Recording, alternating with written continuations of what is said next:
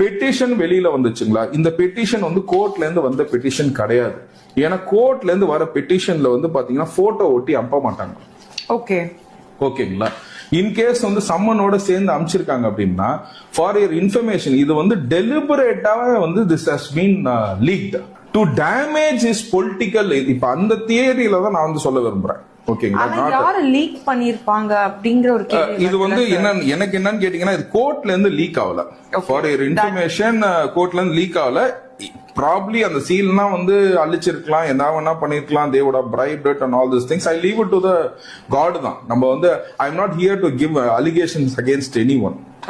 புரிஞ்சுங்களா. நான் வந்து பிளஸ் அதுதான் நான் சொல்றேன், சம்மனா வந்துச்சுன்னா போட்டோ ஒட்டி வராது. ஓகேங்களா. ஒரு இன்னைக்குதான் ஃபார் யுவர் இன்ஃபர்மேஷன், அது இன்னைக்குதான் வந்து நம்பர் ஆயிருக்கும். ப்ராப்ளி வந்து பாத்தீங்கன்னா இன்னைக்குதான் நம்பர் ஆயிருக்கும். Today is also on holiday.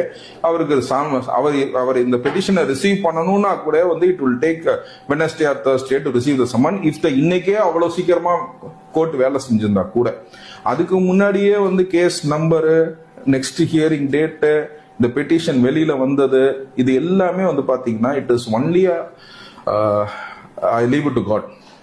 ஏன்னா இது ரொம்ப ஒரு கனத்த இது. நம்ம வந்து அஸ் அன் அட்வொகேட்டா as they see that is our office doesn't run more or less.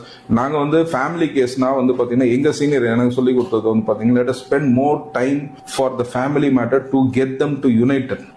இப்ப நான் பேசுறதுல வந்து ஒரு